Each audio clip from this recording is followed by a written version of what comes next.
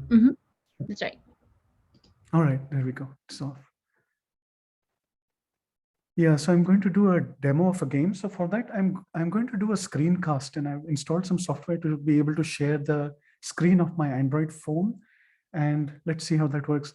We'll also do a quiz, and we'll use that quiz to just reinforce the concepts that we are learning, and then a few nuggets. So let's get started.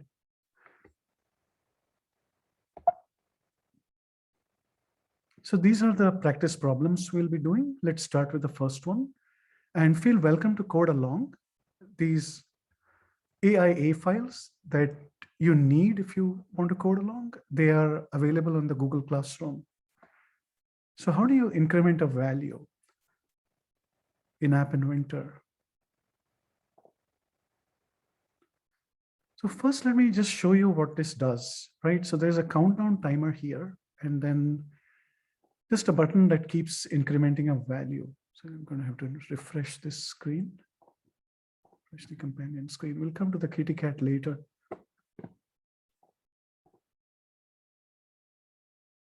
May have to restart this. So just a moment. Emulator, there we go. Starting up.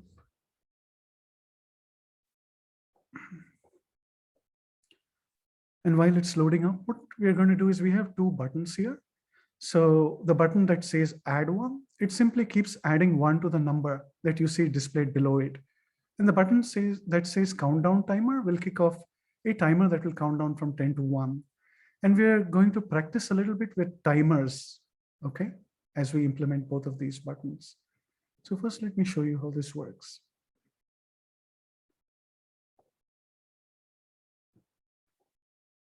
So there's our app in the emulator. So when I click on the add one button, you see it simply adds one to the number below. And when we click on the countdown timer, the button is disabled, and then it will count down from 10 to 0 and then stop, and the button will be enabled again.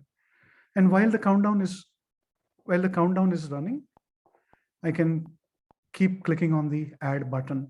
Okay, and this is a little bit of practice with timers and just the basics of timers. So as far as the app goes, it's really simple. It's just a practice problem. What I have here is a horizontal arrangement containing two vertical arrangements. And each vertical arrangement just has a button and a text label. And there is also a clock, which is at the heart of all of this, right? Now let's just build this code up. So I'm going to delete all the code that we have here. I'm going to move this to the backpack. So in case we need to back refer to it, it's going to be there. Add to backpack, add to backpack. I'm going to really pace myself today. So feel free to unmute if you have any questions and stop me if something is not clear, so I can explain it. So there, all of our code is gone. And first, let's just implement the button that does the addition, right? So save the empty screen now. So which event of the button do you think we need to implement the event handler? So we click on the button. So I'm going to go to the button component and drag the click event to the coding canvas. And what should happen when we click the button? It looks at whatever number is already there in the text label and then just adds one to it, right? So that means we need to go to the text label and we need to set its value to a new value. So we use the get set methods to do that. And which set method do I need to update the text label? So that is the set label text, right? What the label displays is its text property. And so this is how we're going to update the value. But to update the value, we first need to know what is the current value. So just like I use set to update the value, I use get to obtain the value. So back to the label, and let's just get the get method, the block for getting the value. Okay. And there's a little bit of math involved. So all we are doing is grabbing the block for subtraction from the math drawer. We're going to take the whatever number it has, it is currently at, and then we are going to subtract 1, right? So back to the mat drawer and grab a constant, change it from 0 to 1. And that's it, right? So we are using both the get method and the set method in one line of code. Now our button should be operational, right? So let me refresh it because it's already at 12. So I go to the connect menu and go to refresh companion screen. And to bring up the emulator, all I'm doing is I'm just changing the size of this window, right? So the emulator comes up, the screen is refreshed, the original value is 0. And now when I add 1. Did we do subtract? Exactly. Exactly. Good, good. So you're paying attention, right? Excellent. So very good that you caught, okay? So let's get rid of the subtraction and refresh the companion screen. Goes back to 0. And here we are. And we are back in business, okay? So it goes up. All clear so far? So if this is clear, then let's take it up a notch and let's implement the countdown timer. And to implement the countdown timer, we are going to use the clock. As I explained the last time, a clock is just like our physical alarm clock, right?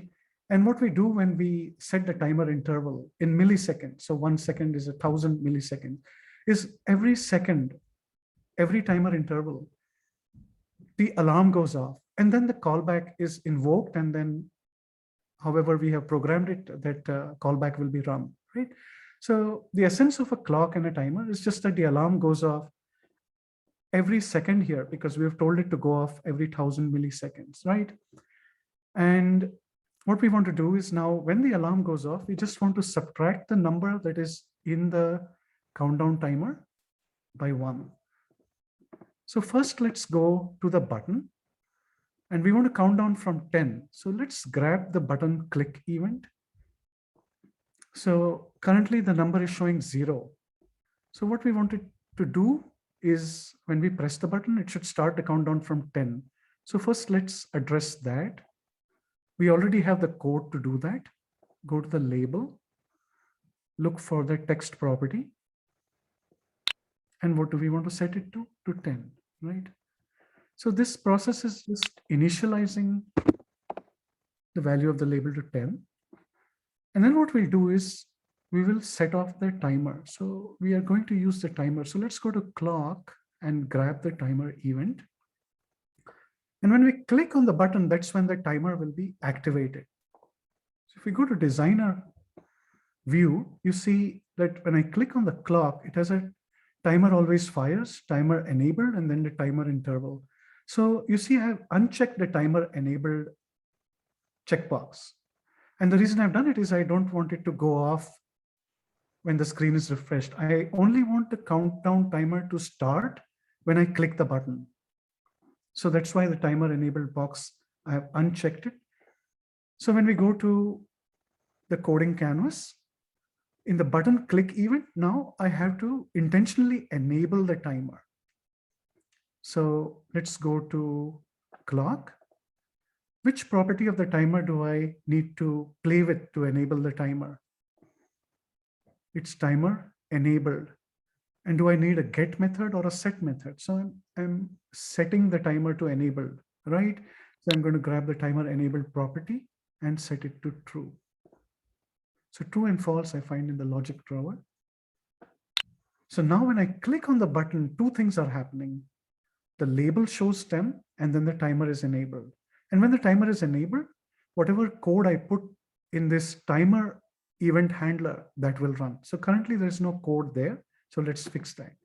So what I want to happen here is just this number decreases by 1 every time this timer goes off, every time the alarm on the clock goes off, right? So let's go to the label.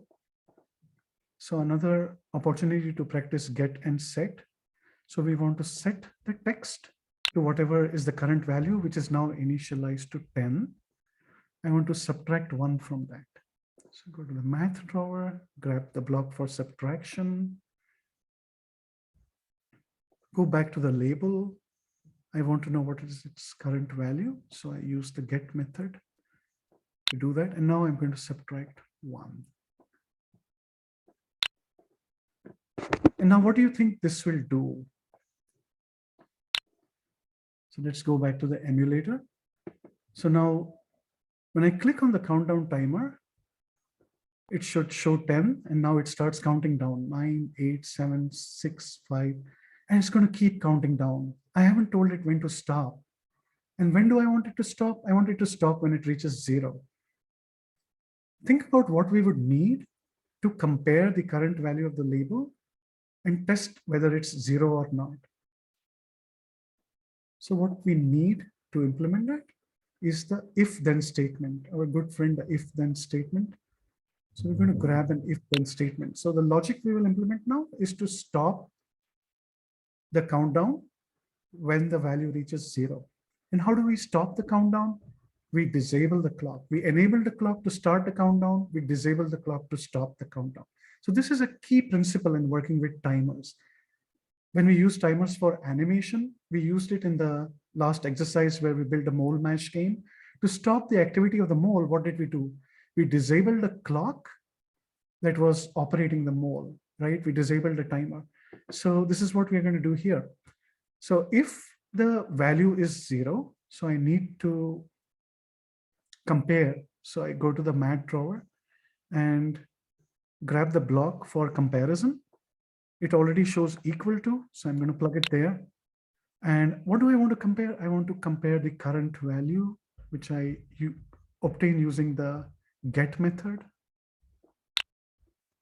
to 0. So I go to math, grab 0.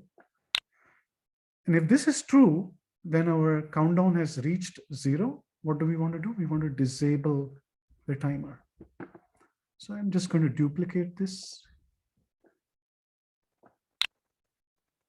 and change it to false. Okay, so now I've disabled the timer. There's one more thing I need to do.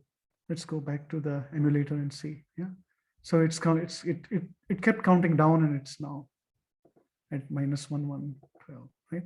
So when I click on the countdown timer button, so 6, 5, 4, 3, 2, 1, 0. It stopped. Okay, so this is what we wanted. There's one addition we need to make, which is when we click on the countdown timer, we want to disable this button until the countdown is complete. So what we'll do is we go to the button click. The moment the button is clicked, we enable the timer and disable the button. So it can't be pressed again until the countdown is complete. So for this, click on the button component, go to button enabled property.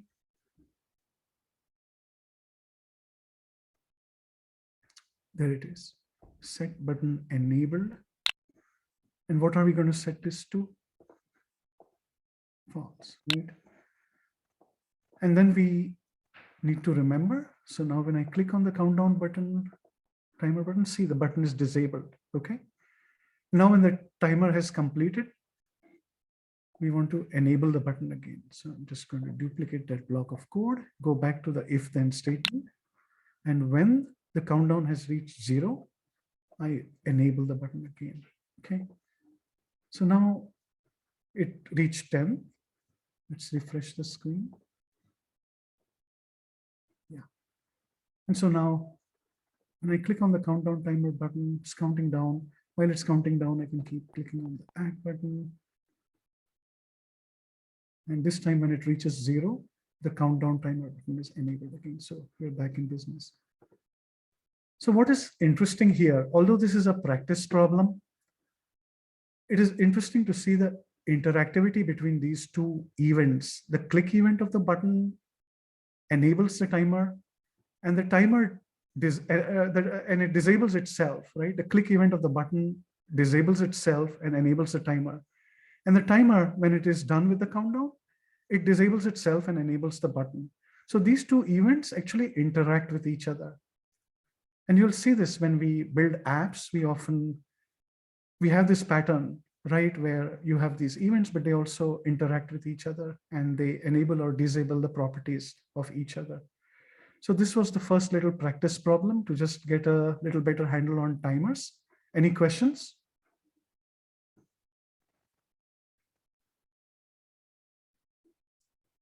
Okay, if not, then we'll move on to the next one.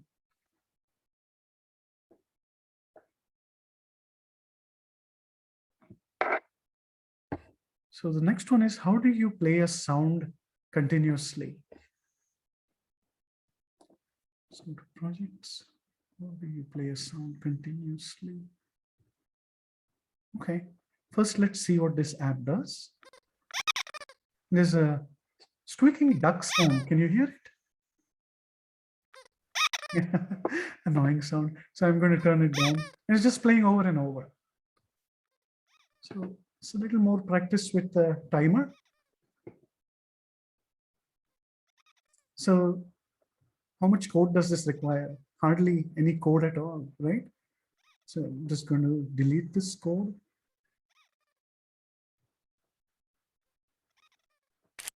And let's go back to the Zoom.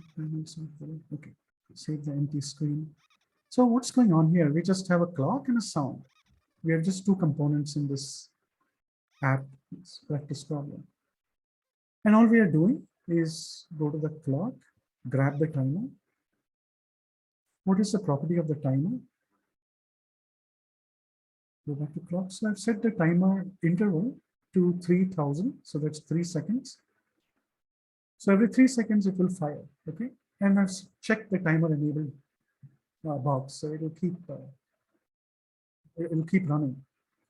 So I go back to blocks. So every 3 seconds, the timer goes off, and then what happens? We want to play the sound. So go to the sound component and drag and drop the block for play. Go to the designer.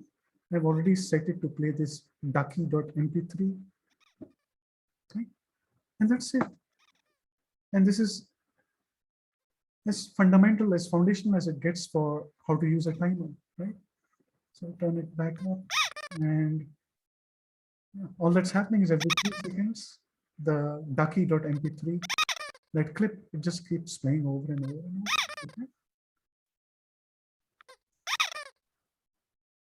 So we use timers so much in animated games, and in the next app that we will be building called Pong, we use timers so frequently to orchestrate action of animated characters on a canvas that it's important to understand thoroughly how timers work.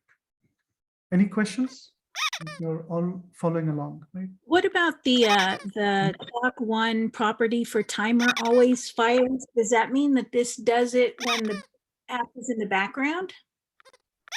Yes, that's a good question. Let me just turn down the sound.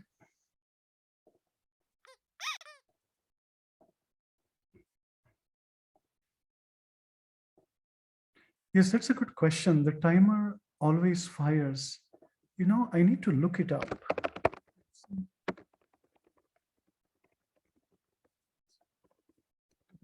Frank with you, I have not had any opportunity to actually uncheck that box or work with that property.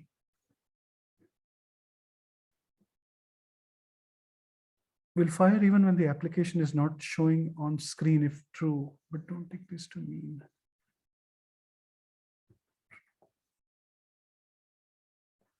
Are you following this any better than I am? I'm not really getting the gist of it from these comments. And that's okay. Yeah. We'll play around with it. Yeah, and you know, let me read up on it and let me get back to you on that. Okay. I have never had the opportunity to actually use that property of a timer in any of the apps I've built. So I'm a little unfamiliar with what it does. Timer enabled and timer interval are used all the time. Yeah, so let me find out about that and let me get back to you with the correct answer. Okay, but thanks for asking that question. There's always some bit of knowledge that is new, and it's good to know what that is and where the boundaries are. So thanks for asking that question. How do you animate a sprite? Okay, so now let's get a little more into using timers to animate objects, which are image sprites.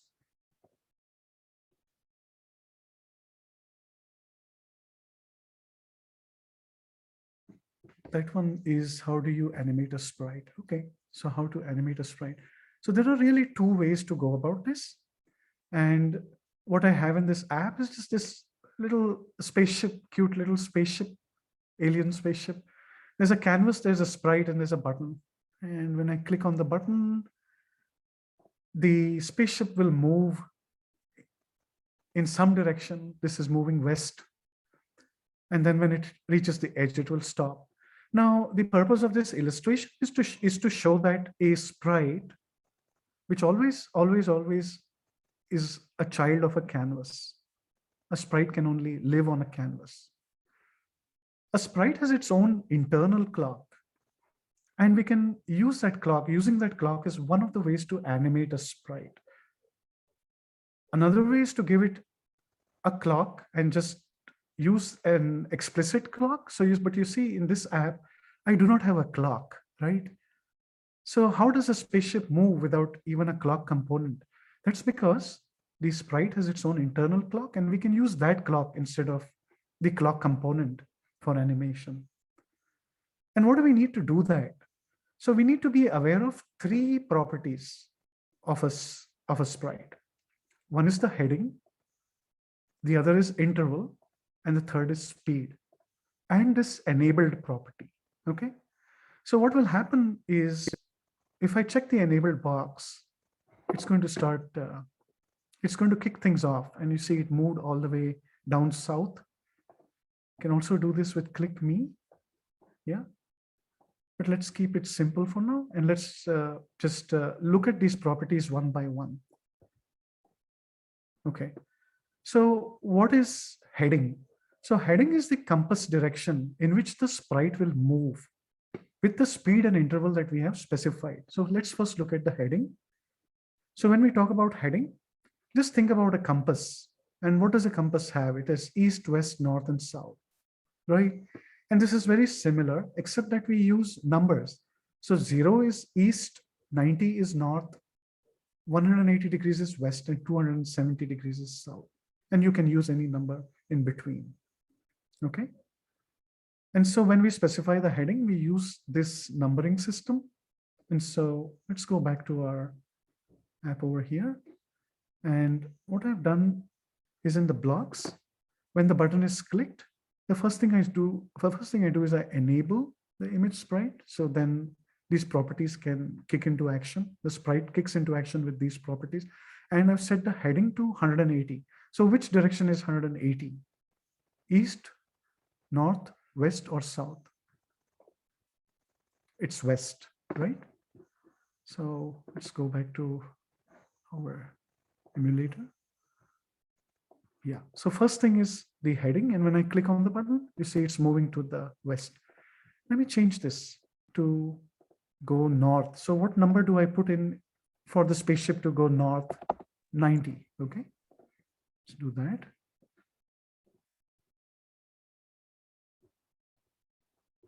Refresh the screen. Okay, now when I click the button, it's going to go up.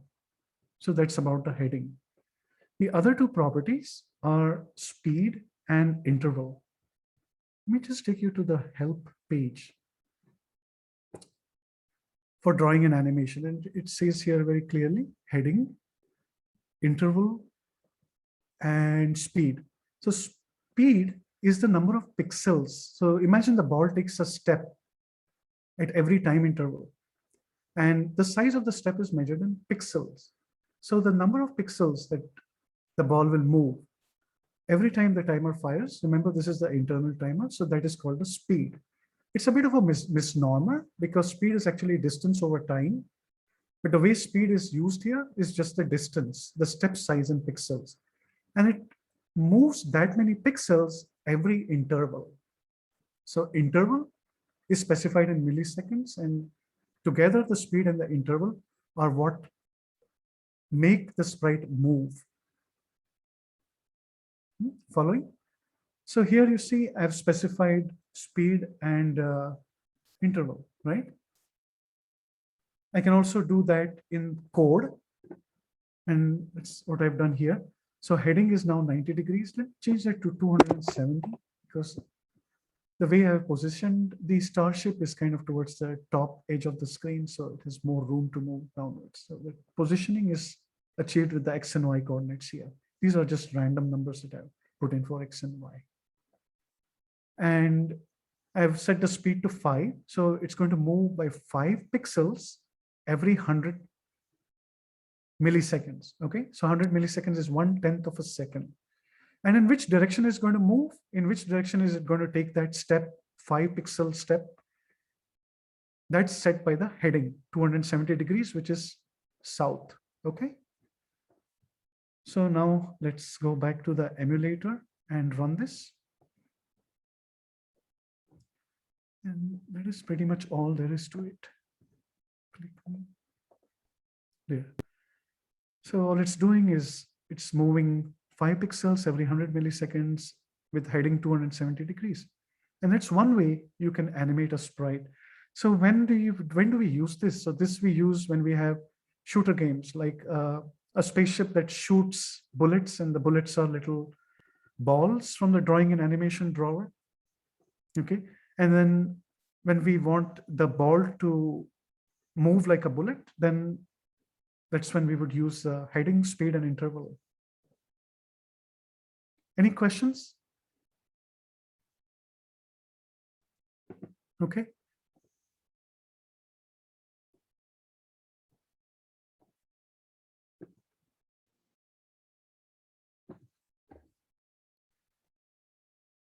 Now, in this animation, we use the clock that is internal to the sprite. And that is, in a way, a little limiting. So I mentioned shooter games where your spaceship shoots bullets and those bullets have a linear trajectory. You can modify the heading, you can modify the speed, the interval on the fly, but there is more flexibility in animating these sprites with an external clock, with a clock that we provide. So let's look at that other way of animating characters next. I'm going to stick to the same flying saucer.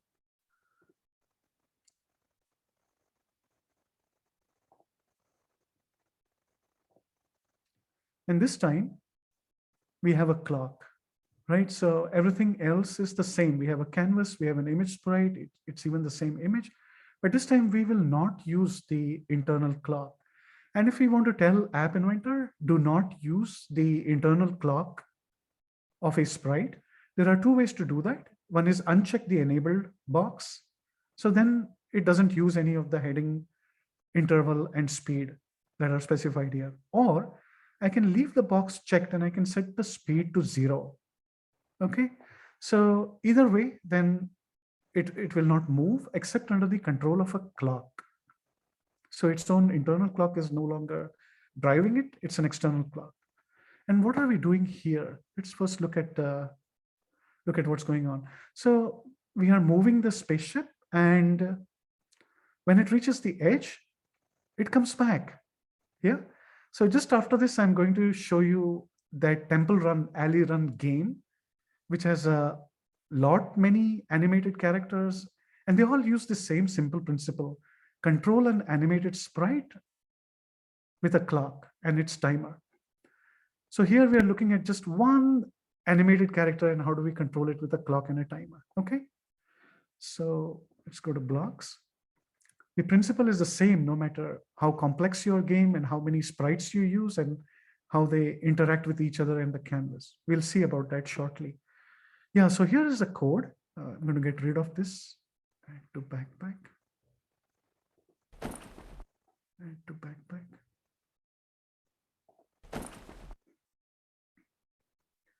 Let me delete these.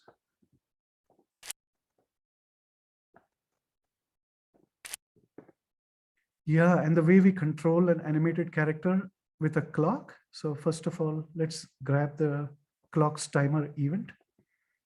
And the code we are going to put in this event handler, right? So what we do in the event handler is we do the math to update the coordinates of the animated character. So here, what I want to do to start with is just have the spaceship move from the left to the right. So which coordinate do I need to manipulate to do that? Is it the X coordinate or the Y coordinate? It's the X coordinate, right? And so we'll go to blocks. And again, this is another application of the get and set. So I'm going to inquire as to what is the current X coordinate of that sprite. And then I'm going to add a constant value to it and set it, update it with the new X property. So to get the get and set methods to update the X coordinate of the sprite, I click on the image sprite and get the set image sprite X, right? So this is the X coordinate. So this is how we will control its horizontal motion. So every time the clock fires, and the clock fires every 500 milliseconds. So that's kind of slow, but we'll leave it at that and speed it up later. So every 500 milliseconds, it will update the X coordinate of that little spaceship to a new value. And what is that new value? Again, it's math. We're going to find the current value and add, let's say 20 pixels to it, okay? So 20 pixels from the math drawer, grab the block of constant. How will I get the current value of the X coordinate of the sprite? Go to image sprite and look for a getter. Getters and setters. Most of our code is that, right? So here's the getter for the X coordinate. Okay, so wherever it is right now, that X coordinate gets updated by another 20 pixels. And this is going to move it to the right, because if you remember from the last class, the coordinate system works in the following way. The origin is 0, 0. That is the top left corner of the canvas. The canvas serves as a frame of reference for all the sprites that live on it. And then the X coordinate increases as a positive integer from the left to right, and the Y coordinate increases as a positive integer from top to bottom. Okay, so if you want the spaceship to go right, the X is simply increasing as an integer value from left to right. So what this would do now is just simply move the image sprite to the right. So earlier we set the speed and interval. Here we are using our own clock. So the speed is 20 and the interval is 500. Just a different way of going about it. All right, and there it is. This needs refreshing. Refresh the companion screen. All right, so it's moving from the left to right, and then when it reaches the right edge, then what happens? It stops. Okay. What we were seeing earlier is it comes back from the left. So let's code up that part and let's finish up the practice problems for today. So when I want the spaceship to reappear, once it reaches the right edge, I want it to reappear from the left. What do I need to do? Let's see. So the sprite has an edge reached event. The sprite has many events. So I'm going to use the edge reached event. And when it reaches the edge, what do I want to do? I want it to come back from the left side. Okay. So I know I need to use this event, and in the event handler, what I need to do is have a way of making that sprite appear from the left edge of the screen. What's the X coordinate when the spaceship is anywhere on the left edge? Anywhere. It's 0, right? So all I have to do here, because the clock keeps running, is I'm just going to duplicate these blocks and just set the X to 0. That's it, right? So what this does is, once the spaceship has reached the right edge, this event handler, by the way, doesn't care which edge it reached.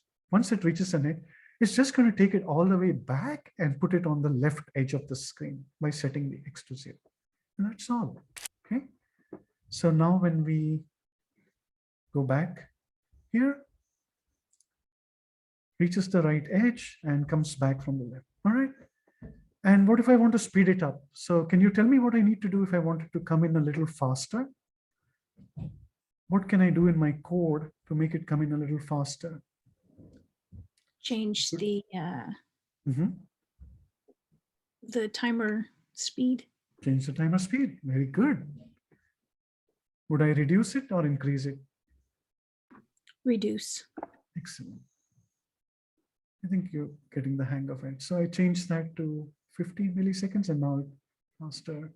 Okay. And 5 milliseconds and just watch that. It's even faster. Okay. So this is about one other thing about the canvas. What are we doing on time here? Okay. I think we have time for just one more of these how-tos practice problems. I also wanted to show you that with the canvas, you can draw on it. You can draw all manner of shapes and geometries. So this one, I'm just going to show you how to draw just with the hand on the touch screen, right? So what's going on here? Let's look. There's a kitty cat. Everybody loves kitty cats for some reason. And when I drag my finger across the screen, I'm drawing a yellow colored line across it, okay? And I can clear this and I can actually maybe give kitty cat a hat or something. I don't know. Yeah. Okay, that didn't come out so good. So when you create an app, let's say you want to make an app where a user can take a picture with the camera on the phone and then annotate it, make a greeting card and send it out. You can do all of that using all the properties that the canvas has and the associated events. So in this simple demonstration, I'm just showing you how to draw on a picture. What we have here is a canvas. The canvas properties are set, the height and width, to take up all the real estate on the screen, and a button. And that is all there is, okay? And let's go to blocks. Okay. Get rid of these blocks, code from scratch. Back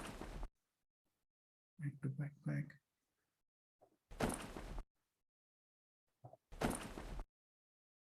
Is there a question? Okay.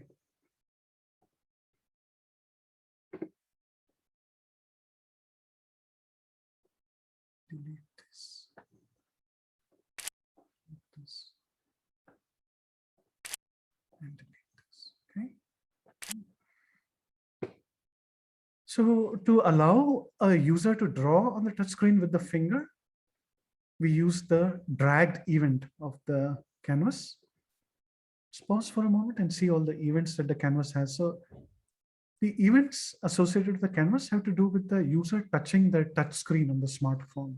Okay, so there's a touched, you can use the touched event just to detect if the user touched it and at what coordinate on the screen they touched it.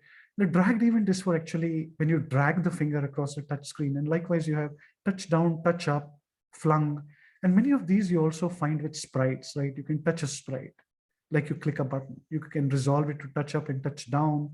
Flung is like just a quick motion of the finger across the screen.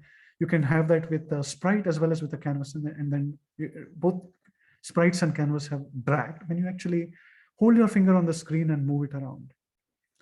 So what this does is it will report to me as I drag my finger across the screen. Where did I start? What were the X and Y coordinates? Where am I now? Where is the finger touching the screen now as I drag it across the touch screen? And then all the intermediate X and Y coordinates, it will keep reporting. All right. And what we want to do is we want to use this information to draw a line. So go back to canvas, and the canvas has a ton of methods for drawing, for graphics. You can draw a point, you can draw a circle, you can draw a line, you can fill it or choose to leave it hollow. I'm going to just pick draw line, all right? And what does this require?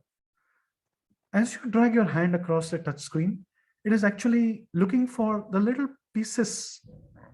Each line is a little piece and they're all joined together, right? So that's what gives you the appearance of a smooth curve.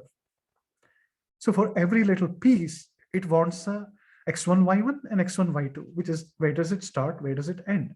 And these pieces are so small that when you actually string them all together, it looks like a curve rather than a lots of little linear pieces all strung up together. You'll see. So the x and y are always the previous x. So if I hover my mouse over the previous x, get previous x, and hover my mouse over previous y, get previous y. And x2 and y2 are the current x. So hover my mouse over current x, use the get method. Hover over the current y, use the get method, and plug them there. All right. So yeah, these previous x and current x are continuously being updated as my finger moves across the touch screen.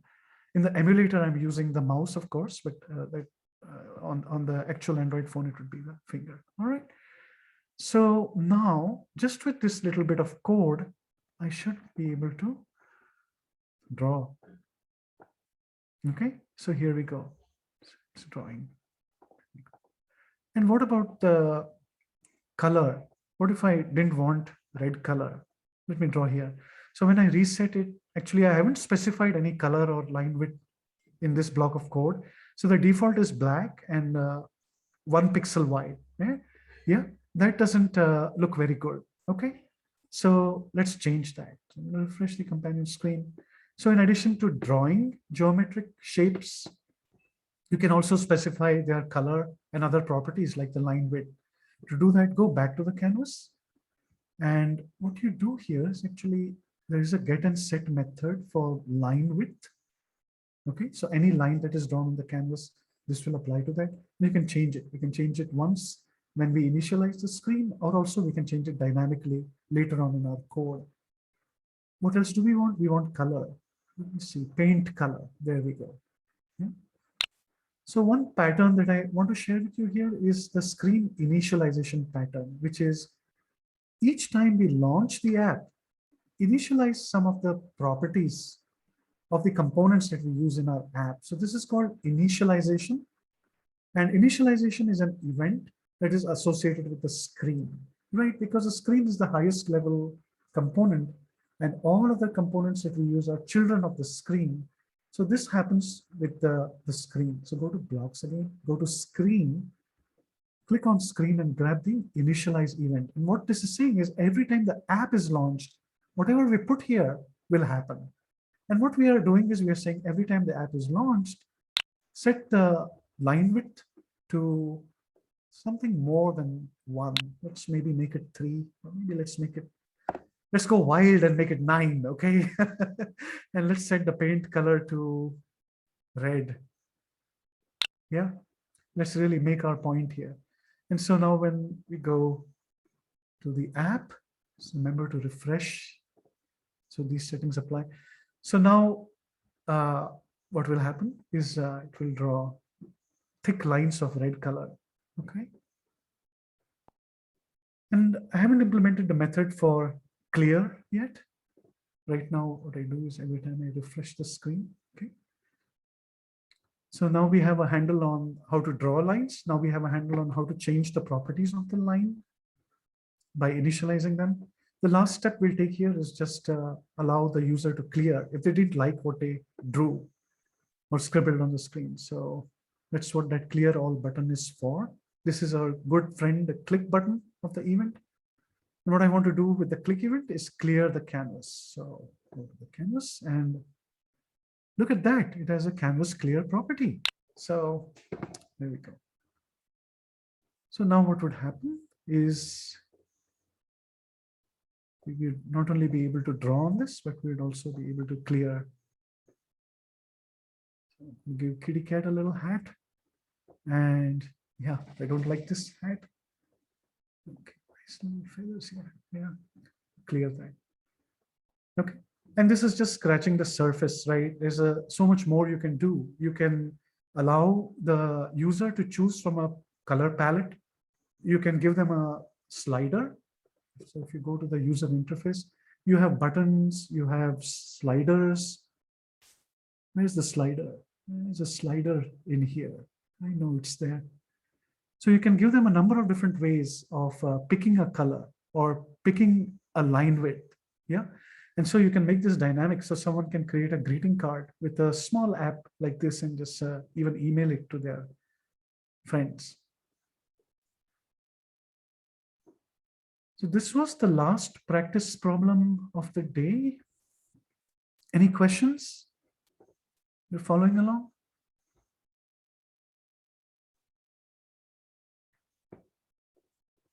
Sounds like you are. And do practice these with the AIA files I've shared with you in the Google Classroom, because only by doing it, the concepts will sink in, right? Not by watching me do it, right? That only helps so much. So do practice by yourselves. If you're stuck somewhere, let me know. For this second part of today, I want to do a little quiz. This was fun the last time we did it.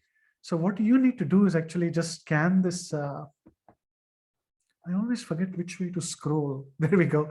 So either scan this QR code on your phone or just type this link in your browser. And let me know when you've done that, okay, in the chat box. So just scan this with the QR code scanner on your phone if you're going to do it from the phone. Hang on, let me do that on my iPhone.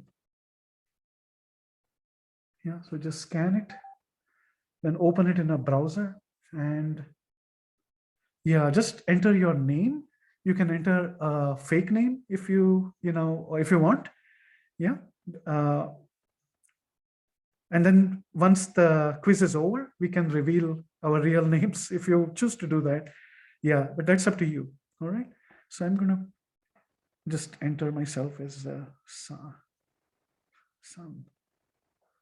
So join the game and you should see, yeah, just join the game. Let me know when you have joined the game and I'll launch it from here.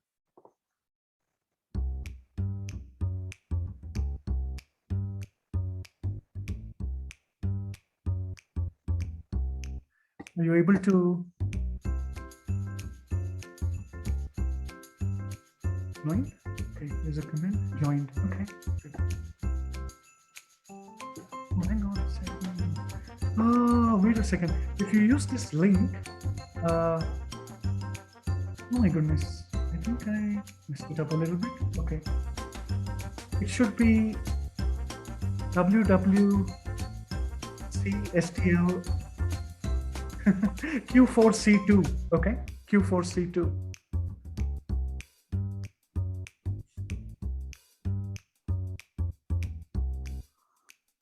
I'm so sorry. It should be this link, ahaslides.com, WWCSTL Q4C2. I'm sorry, please try that one more time.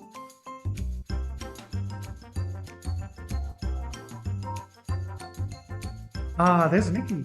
Okay.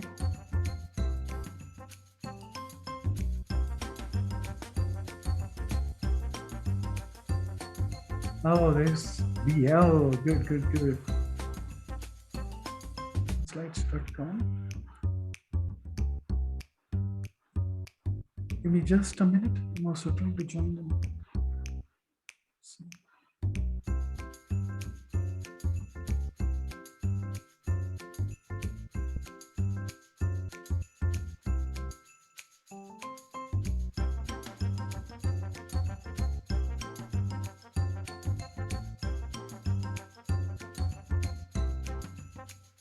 There's Kaji. Excellent. We'll start in just a minute, okay?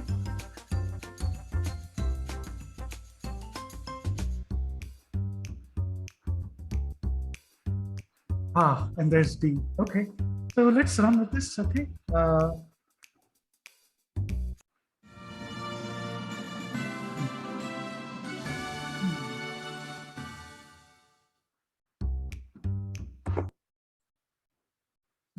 Stay put.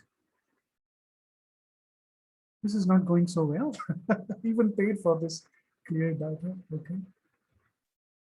Let's get rid of our friend Kitty Cat.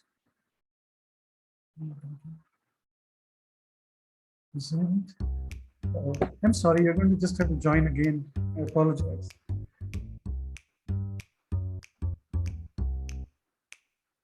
Paji, B, BL, Nikki. Okay, let's start. Right? Question 5. It's not. You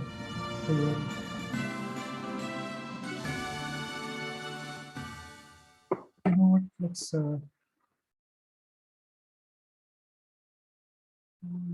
is not so good.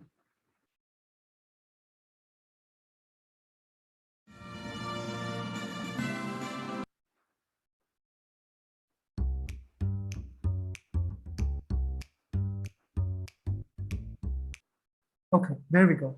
It's kicked off. The question will be showing up shortly on your phone. What is a soundboard app? So pick the best option from these options here.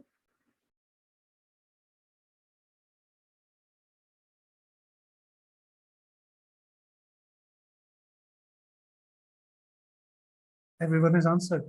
Awesome. All right. So most of you got it right. An interactive image gallery that plays audio clips. That's right. Animated computer game with sound effects. That's a good answer. But soundboard actually refers only to images that you click on to access multimedia. Okay. So that's what makes it a soundboard app. All right. Good. All right. Let's go on to the next question. All right, good job. Question number 2. Which of the following is true?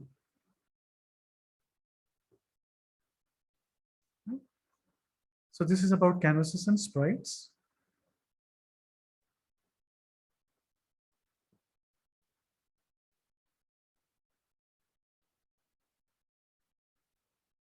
So pick the best option. Everyone has answered. So awesome. Okay. So, all right. So let's go through these, right? A sprite can live outside the canvas. So actually, the thing about a canvas and a sprite is that you can only have a sprite on a canvas. Yeah. So if you remember any one of our, let's go to our mole mash game, or let's go to any game here. Let's go to Concord just for a second, right? We haven't done this game yet, but yeah, if you look here in the components panel, you'll always see any sprite or ball under the canvas, okay? So that kind of tells you that it always has to be a child of the canvas, so it cannot live anywhere outside a canvas. And also a canvas cannot have any element that is not a sprite. So canvases are limiting in that sense, right? If I drag a button or a text element and I try to drag and drop it to the canvas, that will not work. What I can do instead is I can make a sprite look like a text box or a button. And then I can use it as a text box or a button, as a text label or a button. But when I go to the user interface drawer, if I try to drag and drop any of the elements here onto the canvas, that will not work, right? So they will go to the bottom of the canvas and you can still have them on the screen, but not on the canvas, okay? So good. So it's a good way to reinforce what we are learning. So that's what this quiz is about, right? And a canvas can actually have dimensions larger than the screen of the phone. And this is interesting, right? Why would you do that? So in one of our later sessions, you'll see that sometimes like in a game like a Flappy Bird or Mario Run, you want to have what is called an infinite canvas, which is always moving behind your animated character to give the appearance that the animated character is walking through a forest, or a bird is flying across the sky and you have clouds going by the bird, you know? So in that case, we use a canvas, which is actually 3 times the width of the screen. And that's how you get the effect of a canvas that is always scrolling, okay? If it doesn't make a whole lot of sense, don't worry about it. But yes, you can have a canvas that is actually larger than the screen. You'll only be able to see at any point of time what fits on the screen, but yeah, the canvas as such can be bigger. All right, good job, guys. Good job. All right, good. Next one, question number 3. So which of the following best describes why we use relative dimensioning in layouts, right? So we measured our cloth relative to the canvas. Yeah. So when we position the sprite, we use the width and height of the canvas. Why did we do that?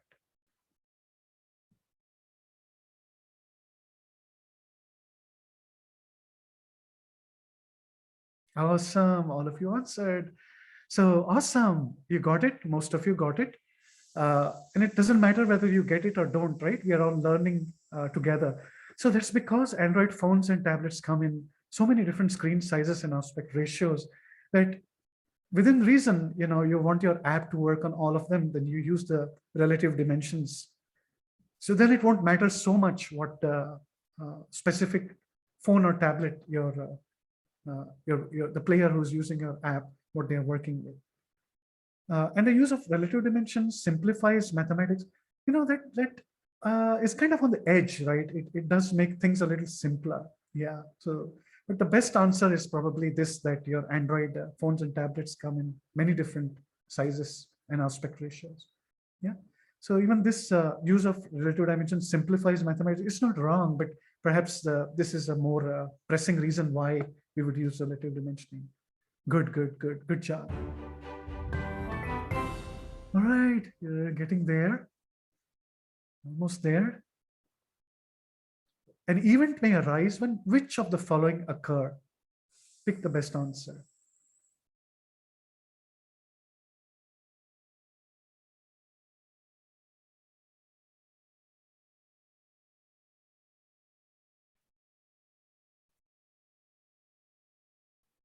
So there may be more than one right answer on this one, okay?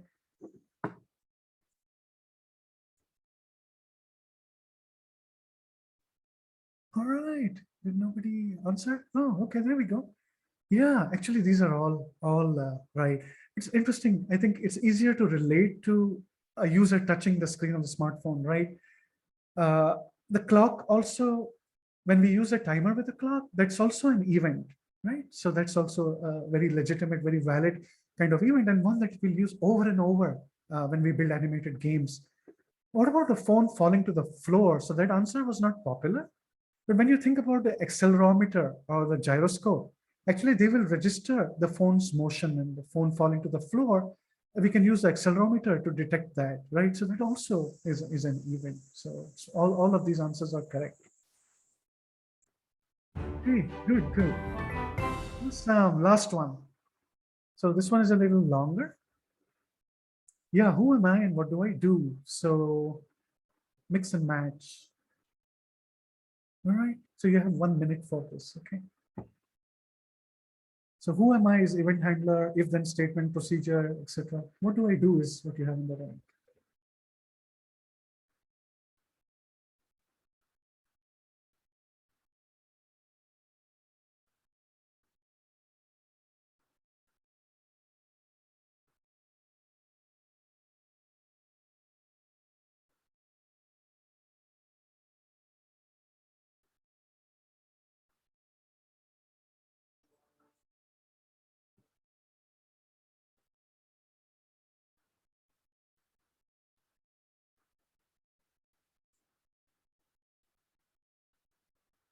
All right. Looks like most of you got it.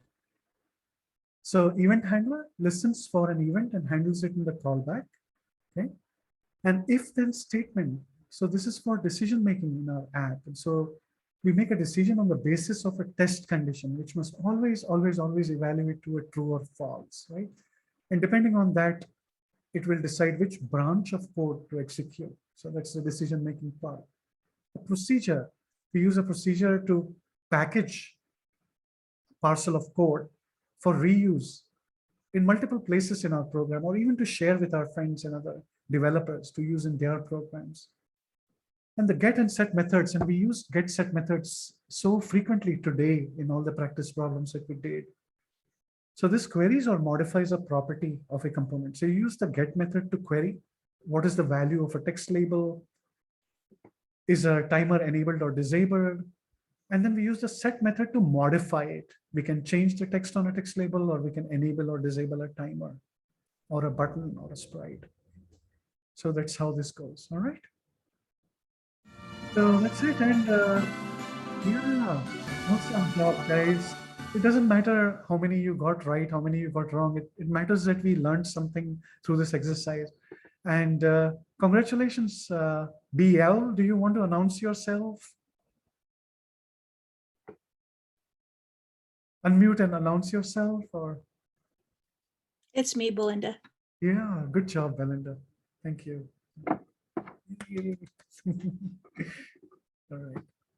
So, and all of you, thanks for being such good sports. And, there were some glitches with this. I apologize. I'll work through this once more before I do another quiz in our next session. I do not know why we had some of these glitches that happened today, but I'll figure that out. It's my responsibility. But thank you for being such good sports and making this possible. Okay. We close this window, and last thing I wanted to do today is just show you in a few minutes and a kind of app that I've built with this. Go back to my slideshow. We are almost done for today. Okay, just a little bit more. So this is an app that, oh, Sun to Karate. Okay, that's fine. Okay. So here we go. So this is a game called Ali Rum, and it was built by these two students, Natalie Muscat and Danae Bartel, a long time ago. And what I did is I took their code and adapted it for the latest version of App Inventor. And I thought it's a good example of the kind of games that we can build with this, right? So here are the two people who built this app, and I'm just going to try and share my screen, okay? Again, I tested this before coming to class, and let's see. Should all work okay? There we go. Phone screen mirroring. Okay. Okay. So you're seeing my phone. Okay. You're seeing I'm still sharing the screen, right? Yeah. So you're seeing the screen on my phone. And what I'm going to do is just launch this game. So when we create these apps in App Inventor, and when we create the APK file, I will show you how to do that in our next session. You actually have an app that lives on your phone and behaves like any other app on your phone, right?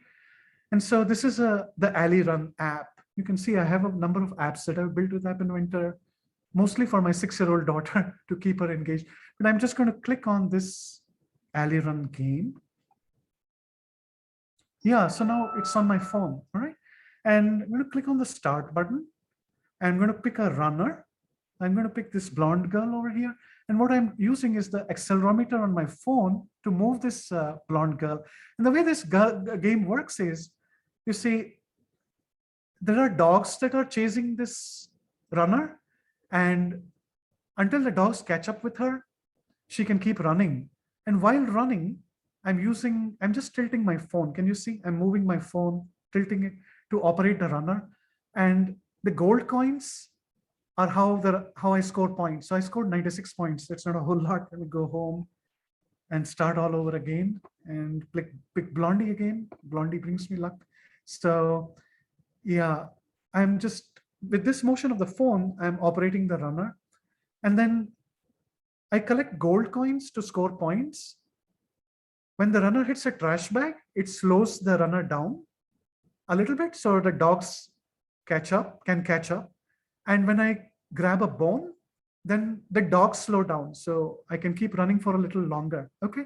So basically, as I operate the runner, I'm collecting gold coins and scoring points. I'm avoiding the trash bags. And I'm picking as many bones as I can find to slow the dogs down. Okay.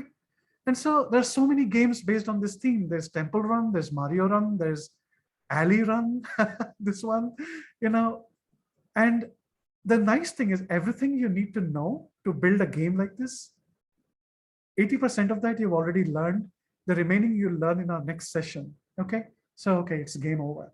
So I'm not a particularly good player. I think I'm better at building the app than actually playing the game. My 6-year-old daughter always kicks my behind, so to speak. So that is the game. All right.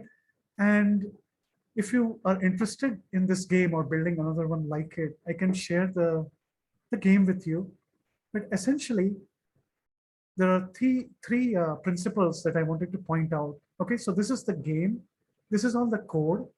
Okay, and you see, principle number one is all the actors in this game, all the animated characters, the runner, the dogs, the gold coins, the bones, the trash bags, every single one of those is a sprite.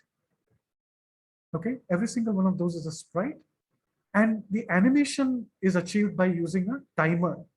So if I go to the very top of this code, you see I have so many clocks in this game. I'm switching back to the designer view. You see, I have like a dozen clocks, right? 1, 2, 3, 4, 5, 6, 7, 8, 9. I have 9 clocks. It's because every animated character, whether it's the runner, the dog, the gold coin, the bone, the trash bag, every one of those is operated using a clock and a timer, just like what we did with this little spaceship today. Okay.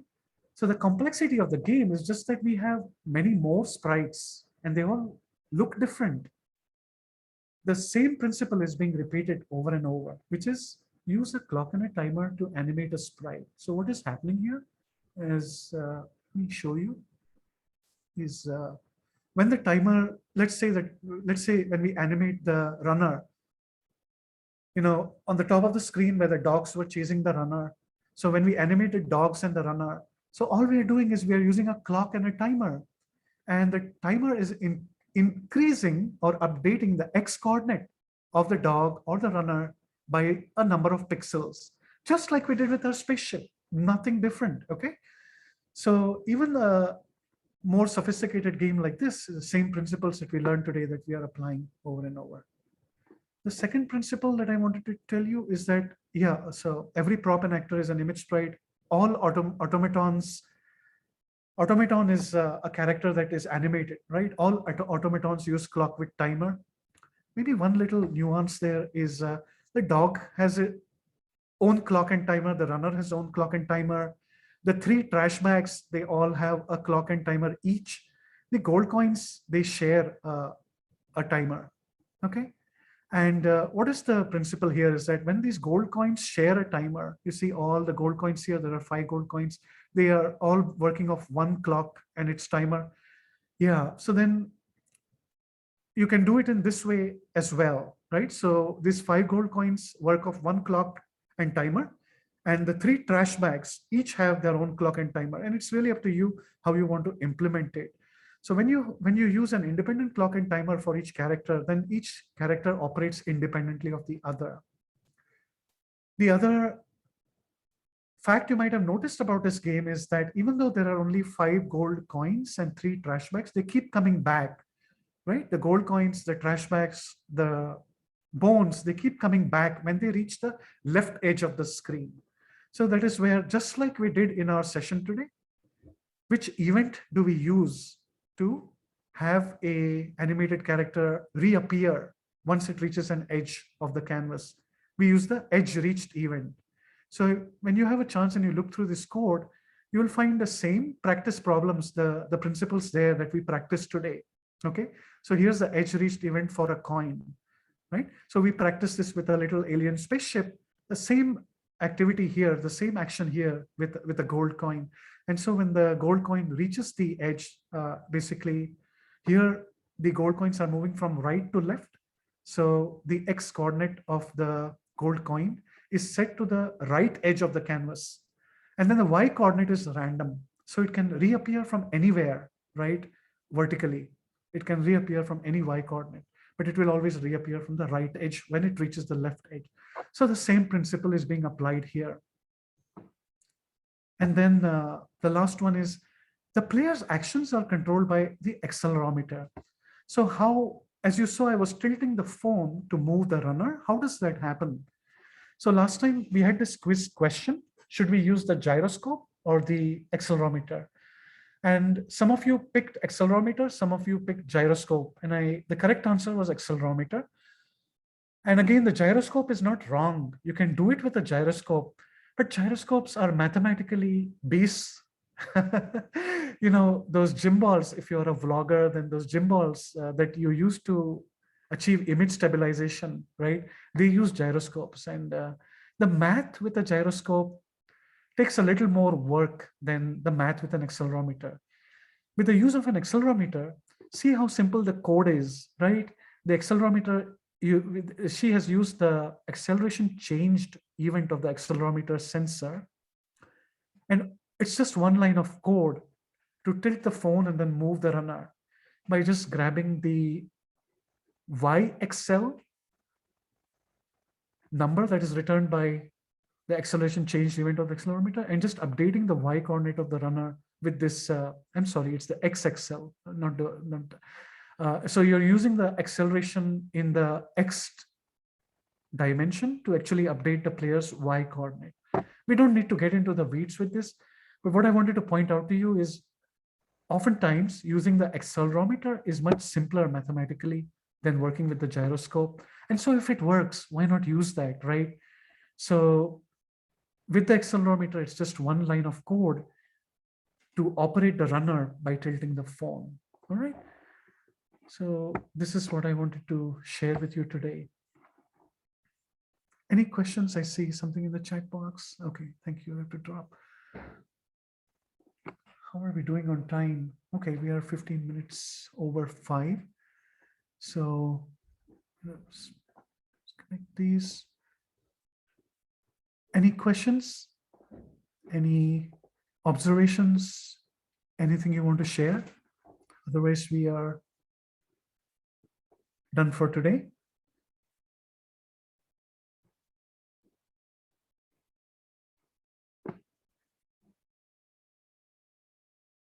Okay. All right. So if there are no questions, we'll adjourn for the day.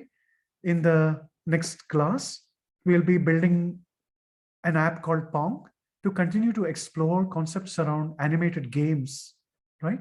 And once we have done Pong, then you will have the complete toolkit you need to build animated games yourself, like the one that we just saw.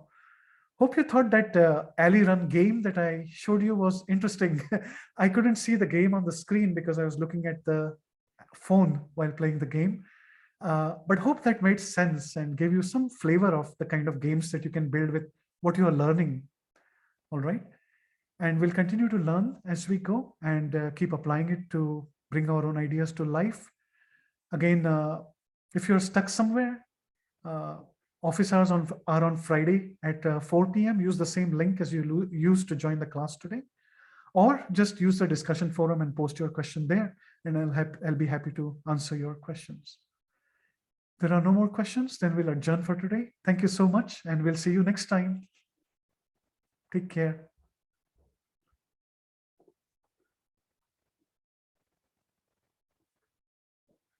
Bye.